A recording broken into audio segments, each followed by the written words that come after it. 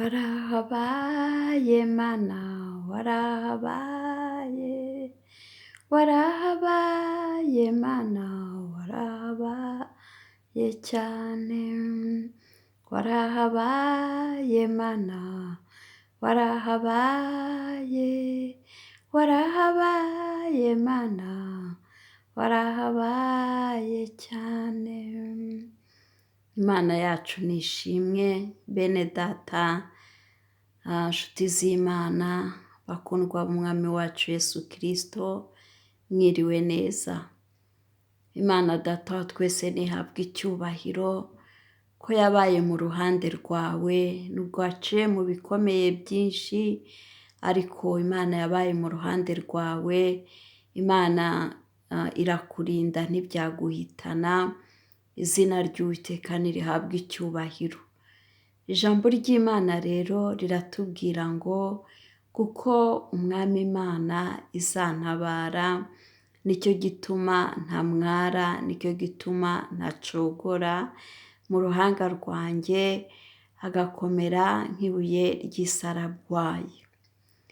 Nshuti zanjye rero, nshuti z'Imana, reka mbabwire nti kuko Umwami Imana izabatabara, nicyo gituma mutazamwara, nimuhumure ntimuzamwara.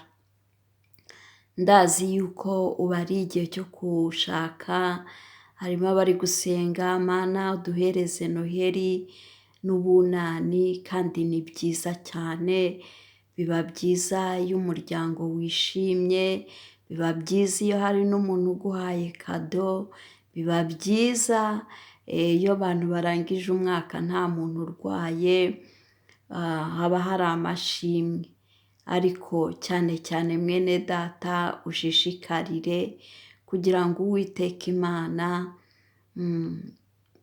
akwambike imbaraga z'Umwuka Wera, aguhereze Noheli yo mu mwuka, aguhereze na Noheli y'umubiri, mu mubiri, mu izina rya Yesu Kristo wa Nazareti, kuko byose biba bikenewe.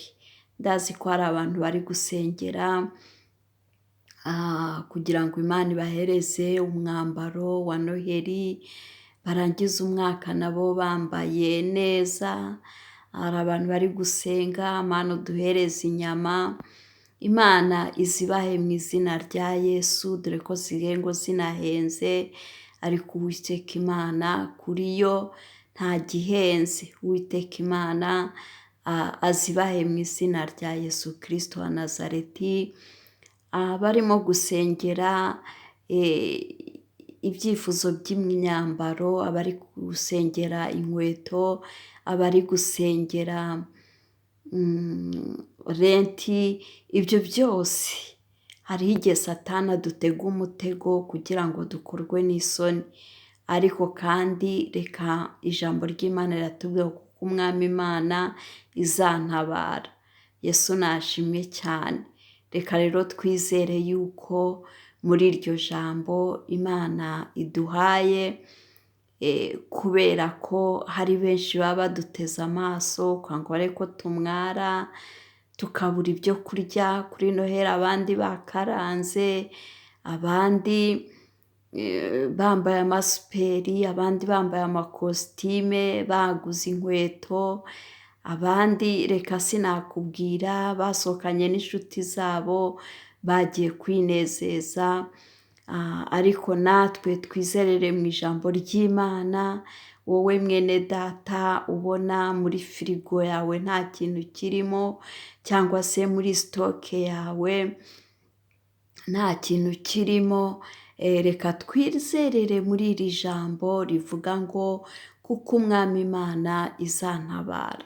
Erega rero n'igihe umuntu agira firigo akabura ikintu ayishyiramo, njyewe ibyo ndabizi, byabayeho cyane. Yesu atugirire neza.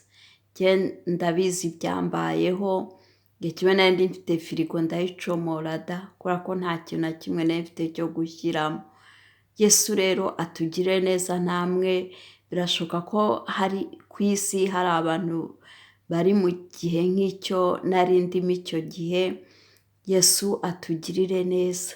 erega hari igihe nigeze kurya umuceri banzaniye, umuceri bavangavanze, ngira ngo hari nk'ibyari byasigaye ku meza yabo, barafata umuceri utetse baravangavanga n'utuntu tw'utunyama dutoya, ngira ngo nabonaga harimo n'intete z'ibishyimbo, nuko umuntu yabinzaniye kuri Noheli, nyine ngo aje kunyifuriza Noheli. Sinzi rero ukuntu byari bivangavanze, ntabwo mbimugayira, gusa nuko nibutse ko hari abantu baba bari muri icyo cyiciro nk'icyo nari ndimo, ariko reka tureme mu izina rya Yesu, twizere muri iri jambo rivuga ngo kuko Umwami Imana izantabara, nicyo gituma ntamwara. Humura rero ntuzamwara, Yesu arimo agiye kugucira inzira, ubone Noheli nawe wishimane n'abandi, kandi igikuru ni uko ugira Noheli yo mu mutima, ukumva ko umutima wawe utakurega icyaha.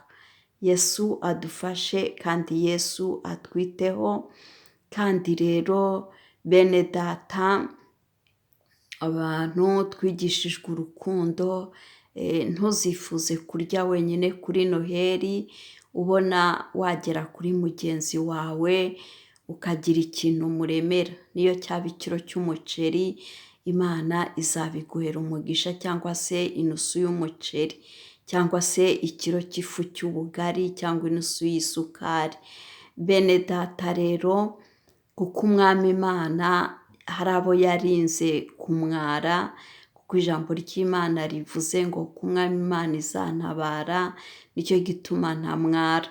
Rero wowe Imana yatabaye, ntiwifuze ko mugenzi wawe amwara, ngo nukaranga nawe akinga urugi kugira ngo adakomeza kumva urukarango rwawe, cyangwa se adakingirana abana ngo bataza gusurumbira iwawe kandi utari bubahe. Ahubwo ugerageze ukore ku cyo ufite, Imana izabiguhembera.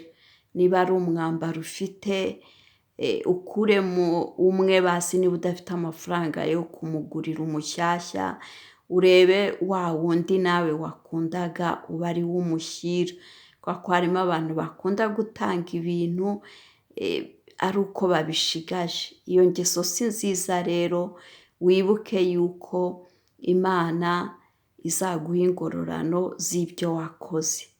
Yesu abaha umugisha rero, nshuti y'Imana, kuko Umwami Imana izantabara, nicyo gituma ntamwara, nicyo gituma ntacogora. Yesu nashimwe, haleluya.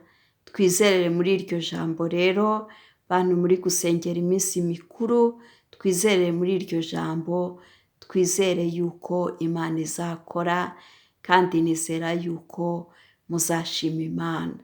Umwami Yesu akomeze kubaha umugisha, mbifurije yuko Imana yabahereza Noheli yo mu mwuka, mu kuzura Umwuka Wera, mu kumva ijwi ry'Imana, mu kumva icyo Imana ibavugaho, cyangwa se ivuga ku miryango yanyu, cyangwa se ku gihugu buri wese atuyemo.